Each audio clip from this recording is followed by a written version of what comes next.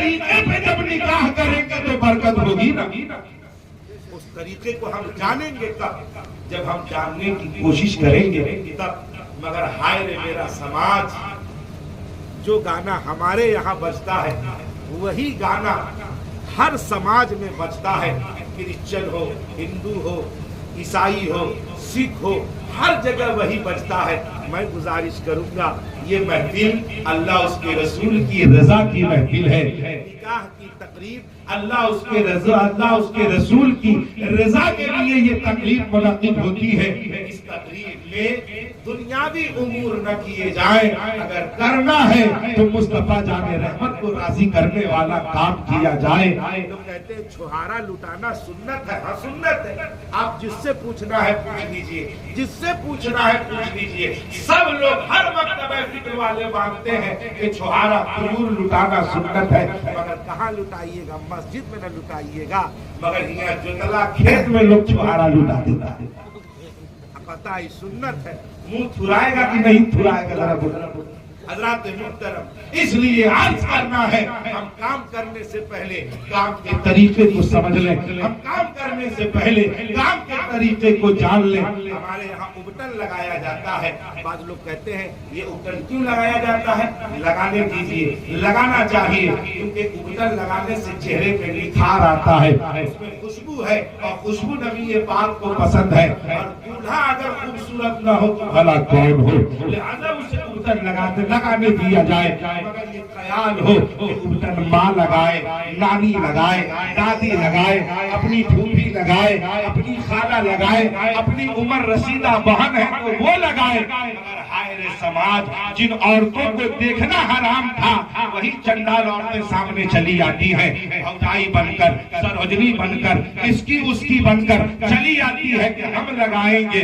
वो अपने लिए भी तबाही की कथा, तबाही के दलदल तैयार कर रही है और इस निकाह करने वाले के लिए भी तबाही का दलदल तैयार कर रही है। निकाह तो वो नेमत है जिसके करने के बाद जो निकाह करता है उसको सनद मिलती है कि आपने आधा ईमान मुकम्मल कर लिया है।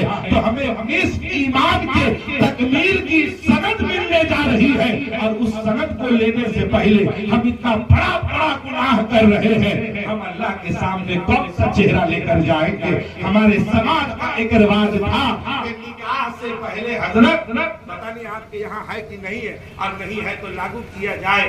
लोगों ने बहुत जगह छोड़ दिया है कि लड़का को जब उबटन लगता था तो लड़का नमक तेज यानी नमकीन खाना बंद कर देता था। पहले होता था कि नहीं? आजकल लोग बोलते हैं कि ये गलत है, बंद कीजिए, मगर नहीं, इसको रहने दीजिए। क्यों क्यों मना करते थे? हमारे जो बुजुर्ग लोगों ने जो तरीका अपनाया, उनके तरीके को ऐसे ही मत मना कर दीजिए, उनको तलाशिए। अगर ये सुन्नत तरीके पे बेहतर है तो रहने दीजिए। अगर सुन्नत में न मिले तो सहाबा के किरदार में तलाशिए, अगर वहाँ न मिले तो बुजुर्गों के तरीके में तलाशिए, अगर वहाँ न मिले तो हकीमों के तरीके में तलाशिए।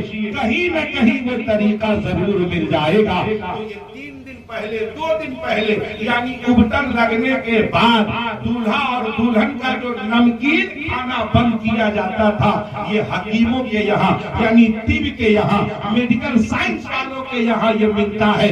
मेडिकल साइंस वालों का भी कहना है और हकीमों का भी कहना है कि मीठी चीज खाने से मर्द औरत के अंदर ताकतें पैदा होती है। मीठी चीज खाने से ताकत महसूस होती है, ताकत पैदा होती है। हमारी कौम की माँ बहनों ने, हमारे खानदान के बुजुर्गों ने ये जो रस्म बनाया था, ये रस्म तिब के हिसाब से बहुत मजबूत रस्म था।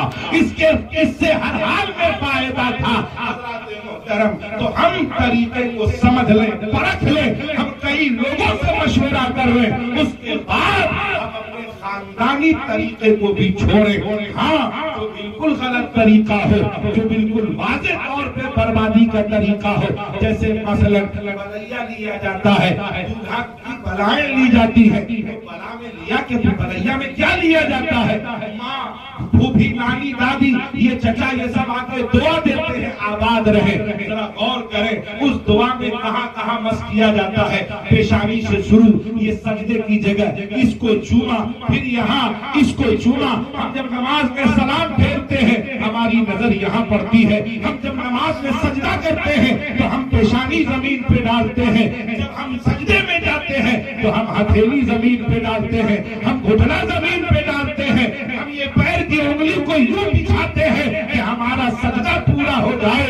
अब बलाए में मेरी माएं चूमती क्या है, पेशानी को, कंधे को, ये हथेली को, ये घुटने को, ये अंगूठे को, ये चूम कर वो दुआ कर रही है कि मौला ये जो सजदे की जगह है ये मेरे बेटे की सलामत रहे, ये नजर बद से महफूज रहे, ये हर तरह की बला से महफूज रहे। तो अर्ज ये करना है हमारे खानदानी बुजुर्गों का जो प्यारा तरीका है, हर तरीके को बिदअत कह के छोड़िएगा मत, अपने आलिम से मशवरा कीजिए, पाखंडियों के चक्कर में पड़िएगा मत, 40 दिन के मुल्लाओं के चक्कर में पड़िएगा मत, 3 दिन की जमात में घूमकर आकर जो मसला बढ़ाए इस तरह के नीम हकीम से खुद भी बचिएगा, अपने समाज को भी बचाइएगा।